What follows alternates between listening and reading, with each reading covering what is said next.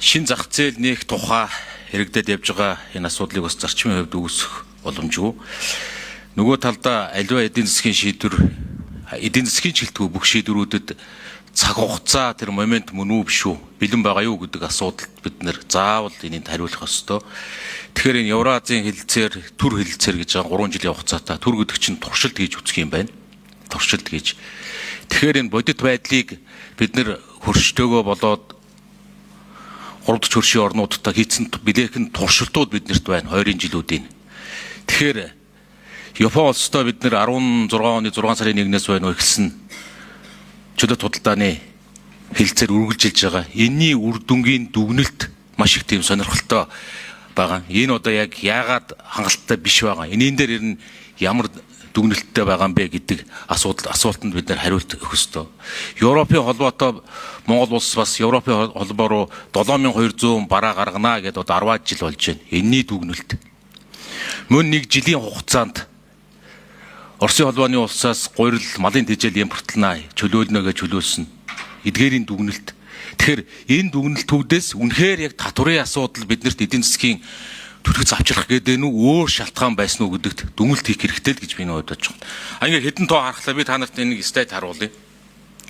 Энэ Японтой хийсэн эдийн засгийн түншлэлийн хэлэлцээр сүүлийн 10 жилээр ингээд үцгэд 10 жилийн хугацаанд Монгол улс Япон улс руу 24 сая долларын экспорт хийж исэн бол өнөөдөр 12 сая долларын экспорт хийж байна. Экспорт нь 2 дахин буучсан. Бид нар чөлөө худалдааны хэлэлцээр гэсэн. Япон улс манайх руу 367 сая долларын импорт хийж исэн бол одоо 1.1 тэрбум. Тухайн үед 10 жилийн өмнө 15-ыг харьцах нь 1 гэдэг харьцаатай худалдаа манай хоёр орн хийж иж.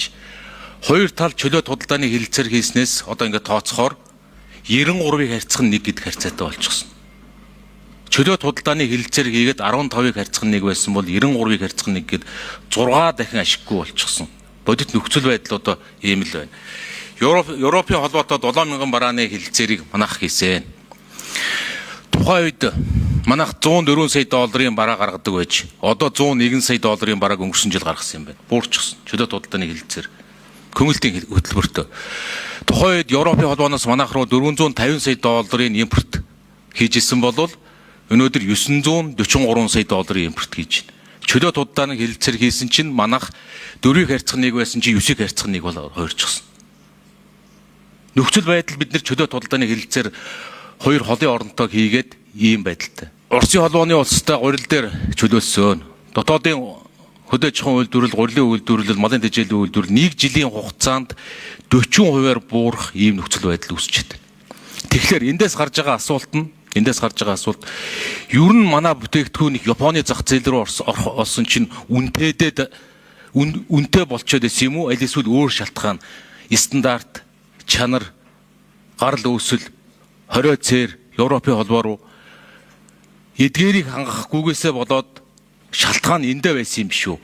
Түүнээс татврын 5-10-20% татвар дээр очиод унтсан гэхэд энэ тоонууд ч бол дэндүү харамсалтай тоонууд. 15-ыг харьцах 1 гэсэн худалдаа чөлөө худалдааны өмнө хийдэг байсан чинь чөлөө худалдааны хэлэлцээрийн дараа 93-ыг харьцах 1 гэдэг ийм л үр дүн ингээ гарчихсан. Тэгэхээр эндээс бас одоо гүцээгээд асуухад энэ харьцаа өнөөдөр одоо энэ хэлэлцээрийн дараа хэд болох юм? Оросын холбооны улстай 96 харьцах 4 харьцаа энэ хэлэлцээр. За Гандамар сайдын микрофоныг нээ. Ер нь бол чөлөө худалдааны хэлэлцээр хийгээд тэрийг амжилттай хэрэгжүүлж байгаа улсууд юу хийж байна вэ гэхээр аж үйлдвэрийн парк 1-р байгуулж байна. Эргэцэн орчныг нөгж байна. 2-р чөлөө бүсгүүдээ их сайн хөгжүүлж байна. Монгол улс маань одоо нөгөө аж үйлдвэрийн парк чөлөө төс гэдэг ойлголтоо бодтойгоор хийдгүү. Чөлөө төсөө нэг хил дээр байдаг орон зайг хараад байдаг. Бусад энэ чөлөө худалдааны гэрээ хийчээд тийшээгээ бараа бүтээгдэхүүн үйлдвэрлээд гаргаж байгаа улсууд бол өрсөлдөх чадварыг бий болгохын тулд гадна дотны технологи болоод бусад зүйл рүү айгүй хурдтай явж байна л та. Явах арга нь юу вэ гэхлээр татваргүй орчин бүрдүүлж өгчээж тэр бараанууд нь цаашаага өрсөлдөөнд ялж байна. Японоор та бүхэн айгүй их жишээ авж байгаа. Ер нь Япон зүгээр яагаад худалдаа нь ихсэж юм бэ гэвэл машиныг л авч байгаа. Тэгээ та нар одоо бид нар бүгдээрээ л харж байгаа шүү дээ. Япон машин л бүгдээрээ унж байгаа. Улаанбаатараар дүүрэн Япон машинтай болсон. Энэ хилцээрийн үр дүнд Солонгос машин харагдахаа болсон. Зарагдах нь эрс багассан.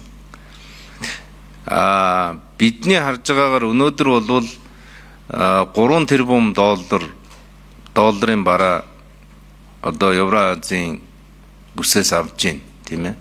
Зөрүүлээд бид нар нэг 100 сая долларын бараа худалдаж гэнэ үү да.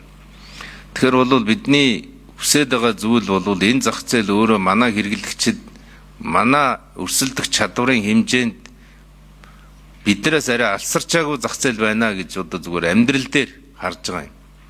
Тэгэхээр бидний мах борлуулах боломж энэ дээр гарах юм байна. Жишээ нь Япон бол хизээч Монголын махыг авахгүй. Авдаггүй. Монголын байтугай улсын махыг оруулдаггүй. Нэгвэр хэлбэл 20 цэрийн асар өндөр түвшний хамгаалттай. Нэг хоёрдугаарт бол гарал үүсэл гэдэг нэг зүйл байдаг. Энэ дээрээ бол Японтой хийхдээ хөрөнгө оруулагчид Монголд орж ирээд үйлдвэрлээд гаргадаг энэ процесс дээр бид нар бол өөрийн гэсэн орон зайг авч үлдээгүй юм байл. Одоо бол Евразиас дээр бид нар 50 гэдэг орон зайг авч байгаа. 50% нь бол гадна талаас байж болно гэж. Тийм учраас бид нар дотооддоо шингээж байгаа нэмэн өртөх нь 50% нь багтж чадах юм бол манай бараа бүтээгдэхүүн аль болохоор өндөр технологитой газрын технологитой манай хөрөнгө оруулагч буюу манай ажилчдаагаар гарах юм бол энэ зах зээл рүү бараагаа гаргаж чаднаа. Бидний хүсэж байгаа зүйл бол ноосоо эдлэлээ нэг 4-500 сая долларт хүргье гэж ноос нолор. Махныхаа экспортыг нэг 4-500 сая долларт хүргье гэсэн. Ийм л маш энгийн зорилт байгаа. Тийм учраас их хумигдмал орчны гэрээ явж байгаа. 375 бүтээгдэхүүн явж байгаа 8 асагдаад 367 бүтээгдэхүүн дээр асуудал яригдж байгаа шүү гэдгийг.